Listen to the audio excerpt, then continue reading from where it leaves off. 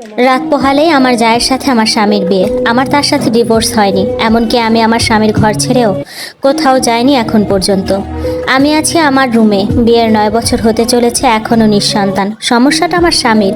ওনার শুক্রাণুর সংখ্যা 2%। অনেক চিকিৎসা করেছি, কিন্তু লাভ হয়নি।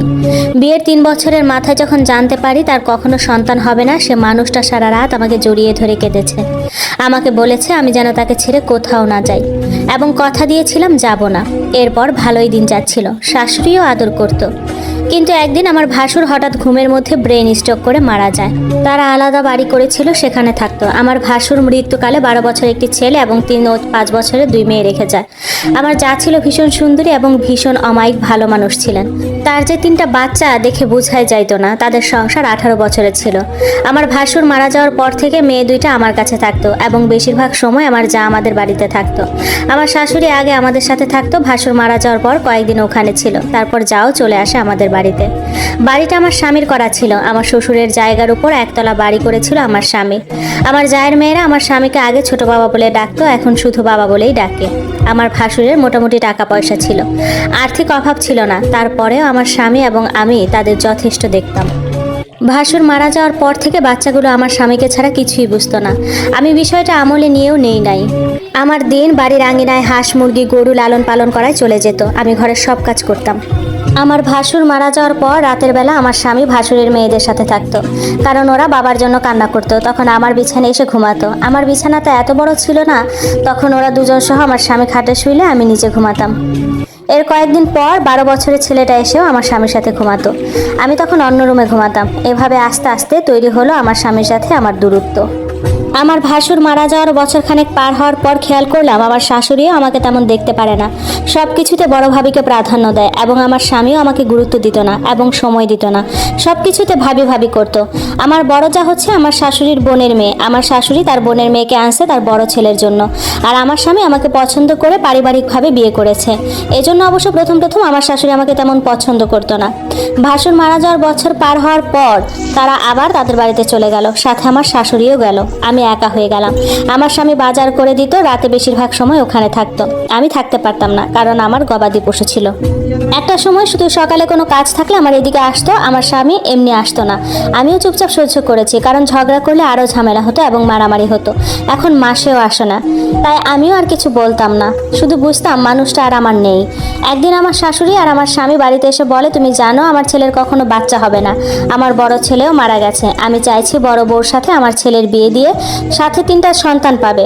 আমাকে 3 লাখ টাকা দিয়ে দিবে, আমি যেন চলে যাই। যদি থাকতে চাই থাকতে পারবো, এরকম বলল। আমি ততদিনে বিষয়টা আন্দাজ করতে পেরেছি এরকম কিছু হবে। আমি আমার স্বামীকে কিছুই বলিনি, কারণ তার সাথে আমার এক আকাশ অভিমান জমা হয়েছিল। আমি গরিবের মেয়ে, একটা অসুস্থ মা আছে, আর ভাই আছে, একটা বউ নিয়ে থাকে। আমি জানতাম এখান থেকে চলে গেলে আমার আর বিয়ে হবে না কোনো ভালো জায়গায়। আমি চুপচাপ মেনে নিয়েছি। শুধু বুকে ব্যথা হতো আর কলিজা মোচড়াতো, কোনো কান্না আসতো না। অনেক কাঁদতে চাইতাম, কিন্তু কান্না আসতো না। আর নামাজের বিছানায়ও কান্না আসতো না। তারপর আমার স্বামী আমাকে বলে, তোমাকে কোনোদিন আমি অবহেলা করব না। আমি কিছু বলিনি, শুধু হেসেছি। ওরা চলে যাওয়ার পর কান্না আসে নাই, শুধু আমার গরু ছাগল আর মুরগিগুলো জড়িয়ে ধরতাম একটু পর পর। আমার মাকে বিষয়টা বলেছি, মা শুধু বলেছিল, মারে একটু সহ্য করে পড়ে থাক, কই আসবি বল, তোর ভাইয়ের নুন আনতে পান্তা ফুরায়। আমার ভাই বিষয় জানতে পেরে আমার শ্বশুর বাড়িতে আসে আমাকে নিয়ে যেতে। বলেছে তোকে ভিক্ষা করে খাওয়াবো, চল আমার সাথে। কিন্তু আমি যাইনি, কারণ আমি জানি ওখানের ফিউচার ভালো হবে না। এরপর তাদের বিয়ে হলো। আমার স্বামী এখানে আর তেমন আসেও না। সপ্তাহে আসে, আমার সাথে কথা বলে, আমি তেমন কথা বলি না। কাজের অজুহাত দিয়ে দূরে সরে থাকি। উনি আমার সাথে শারীরিক সম্পর্ক করতে চাইলে বিভিন্ন সমস্যা দেখায়, তখন রাগ করে চলে যায়। মাসে 15 দিনেও আসা বন্ধ করে দেয়। মন চাইলে বাজার পাঠায়, না হলে পাঠায় না। আমিও কিছু বলি না, কারণ গরুর দুধ ডিম লাগানো টুকিটাকি সবজি বিক্রি করে আমার পেট চলে। মাকেও দিতাম। ভাইয়ের জন্য পাঠালে ভাই রাগ করতো, নিত না। ভাবিও কথাও বলতো না, শুধু বলতো একবেলা কম খেতাম, তাও তোমাকে পালতে পারতাম। আমার কেন জানি মনে হতো হয়তো এখন এমন বলছে, কিন্তু একটা সময় ঠিকই আমাকে বোঝা মনে করবে। আমার ভাবি এত কষ্ট পেয়েছে এই ঘটনার পর থেকে, একটা ডিম পাঠালেও রাখতো না। কখনো ভালো মন্দ রান্না করলে ভাইয়ের মেয়ের দিয়ে পাঠাতলে আমি তৃপ্তি সহকারে খেতাম। শ্বশুরবাড়ির সবার সাথে আমার দূরত্ব হয়। যে মানুষগুলোকে কত আদর করে আপ্যায়ন করে খাওয়াতাম, কত ভাব ছিল, সে মানুষগুলো এখন আমাকে দেখলে কথাও বলে না। খোঁচা মেরে কথা বলে আমি কেন ডিভোর্স দেই না, হ্যান ত্যান। আমার শাশুড়ি আসে না তেমন তেমন একটা কথাও বলে না। ওনাকে মা ডাকতাম, কত যে সেবা করেছি ওনার, হায় আফসোস, কেউ দুঃখ বোঝেনি। আমার কান্না আসতো না, শুধু মনে হতো বাপে করে গেছে বেইমানি, যে জন্ম দিছে সে করছে বেইমানি, আর তোমরা তো বহুত দূরে। সকালে ঘুম থেকে উঠে গোয়াল ঘরে যেয়ে দেখি আমার একটি দুধের গরু নাই। আমি তো পাগল হয়ে যাই, চিৎকার করে প্রতিবেশীদের ডাকি। তখন তারা বলে যে সকালে বেলা তোমার জামাই আর তোমার ভাসুরের ছেলে এসে গরুটা নিয়ে যায়।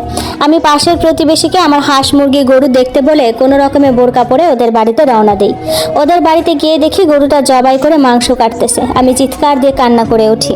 ওই গরুর মাংস দিয়ে আমার ভাসুরের মেজবানি দিয়েছে, আর এটা ওদের গ্রামের সবাইকে নিয়ে খেয়েছে। আমার প্রতিবেশীদেরও দাওয়াত দিয়েছে।